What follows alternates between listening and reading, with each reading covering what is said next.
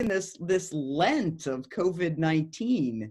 So what does Easter look like when we're physically distant from one another? We're worshiping on Zoom and not in our beautiful church. Like, what does Easter look like? And into this question, Jesus has this wonderful phrase in today's gospel. If you love me, you will keep my commandments. If you love me, you will keep my commandments. It seems to me to be a people of the resurrection, we're called to be a people who live the commandments of Jesus. And I just hear in my childhood voice what we now say in Rite One Eucharistic prayer, which I just love. These are the commandments. Love the Lord your God with all your heart and with all your soul and with all your mind. This is the first and great commandment. And the second is like unto it. Love your neighbor as yourself. Jesus says, if you love me, you will keep my commandments. Love God, love your neighbor, love yourself. That invitation to love our neighbor takes on such profound meaning in this time of COVID-19. How do we love our neighbors? How do we show the world, not just tell the world, but show the world what God's love looks like in this time when we're physically distant from one another and feeling isolated and not able to be in person in the communities that hold us in so many profound ways. For the past 2 months, the Bishop's book study that I hold at Camp Washington, although now it's being held on Zoom, has been reading the book St. Benedict's Toolbox, The Nuts and Bolts of Everyday Benedictine Living. And it's a wonderful book written by a woman named Jane Tomaine. And she offers some great reflections about what does Benedictine hospitality look like? When I think about what Benedictine hospitality looks like, for me, it becomes a way to define what love looks like. And she talks about 3 aspects of hospitality in particular, 3 aspects of what love looks like. The first is to make ourselves available. The second is to offer ourselves as attentive listeners. And the third is to be accepting of people where they are and of who they are. So to be available, to be attentive, and to be accepting. That's what love looks like. In this time of COVID-19 and being really in our homes and confined to being in person with the persons with whom we share a household, some of you who have others in your houses may feel like you're being overly available to others. Why are they still here? And that question of, and they may feel the same of us, you know, that's what does availability look like when we're sharing spaces with people in such newly intimate ways? But I want us to reflect on what does it mean to be available to others? And I want you to think about, what does it feel like to you when others make themselves available to you? What does it feel like? What does it look like when others make themselves available to you? As I reflected on this question all week, I found myself thinking, the people that I feel love from, the people that make themselves available to me, are the people who who listen to my stories, who listen to my dreams, who listen to me rattle on about all my challenges. They're the people with whom I share my hopes. That's what availability feels like and looks like to me. And so I find myself asking the question, so how do I offer that space to others?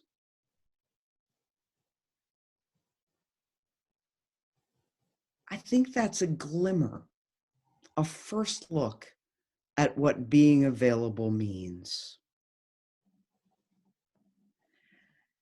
The second A that Tomaine offers in terms of what does love look like, what does hospitality look like, is she says we're invited to be attentive to the needs of others.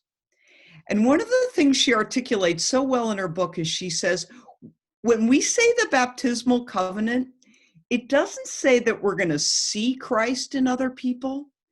It says we're going to seek Christ in other people. So imagine when you're in the grocery store, when you're in the hardware store, when you're in whatever place you need to be to get the provisions that you need to be safe and to be cared for and to be fed. How do you seek Christ in those spaces with the persons with whom you're in the grocery store with, in the fresh foods department with? How do you seek Christ when you're wearing a mask, and if you're like me, you've got on glasses, and you're trying to be so physically distant and appropriate to people? How do you seek Christ? One of the things I've found is sometimes when I'm so attentive to my glasses and my mask and my physically distancing from other people, I don't always look people in the eye. I'm so busy making sure I'm away from them appropriately to keep us both safe that I don't necessarily take the time to look at them and to offer a nod of the head, to just say, I acknowledge you in this space that we're sharing right now. That may seem small and insignificant, and yet it says to the other person, I see you. I'm connecting with you. I am attentive to you being in this space. And perhaps it means then stepping aside to create more space for them. And yet it starts with acknowledging, I not only see you, but I seek to care for you and to be in this space with you in appropriate ways. I'm curious how you might imagine being attentive to others.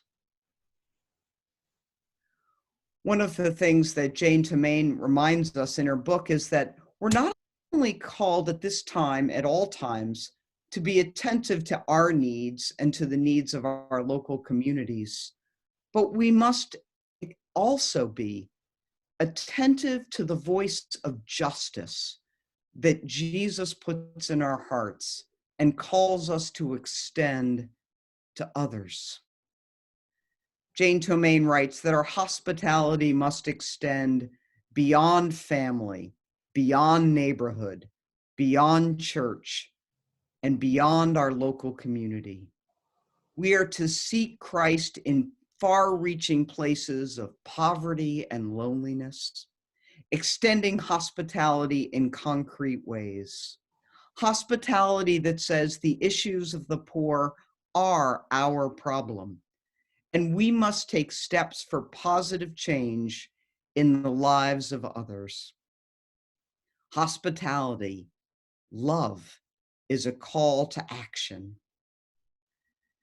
Joan Chichester goes on to say, real hospitality demands the extra effort, the extra time, the extra care that extends beyond and above the order of the day. I'm called to help the impoverished and the forgotten. I'm called to be the voice for justice and equity. How do you and I, in this time of COVID-19, embracing the truth that we are an Easter people, seek to be attentive to the voice of justice and claiming equality for all? A question for us as individuals and as a church. How are we called to be attentive? The third A of showing love to the world is accepting, creating an accepting space for others. In this time of sharing common space with others in your household, you've probably learned a lot about what it means to be accepting of others. Everything from them being in your space, to I was reading an article last night about how people load the dishwasher differently. How are you accepting of how other people load the dishwasher in this time when maybe many of us are using our dishwashers more?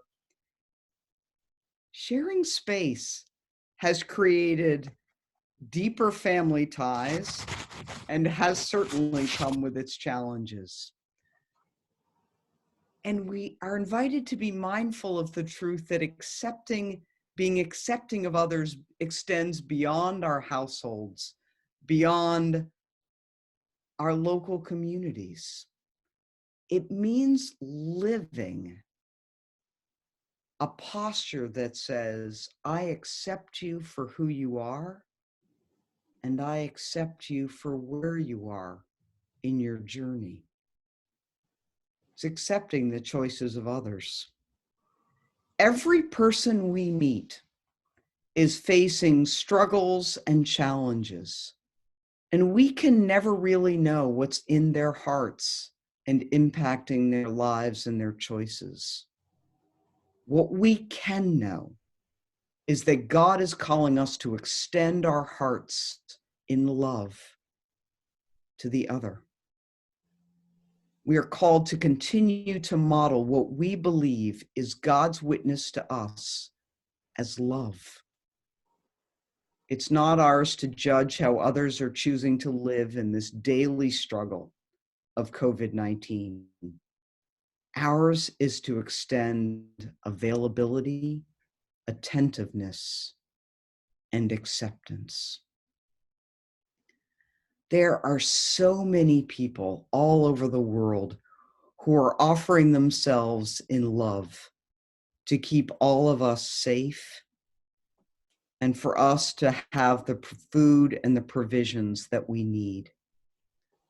We don't know most of them.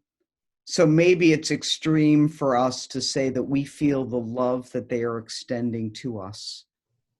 And yet I know for me, it sure feels a lot like love when I go into the grocery store and see stocked shelves and people offering themselves so that I can have the provisions I need.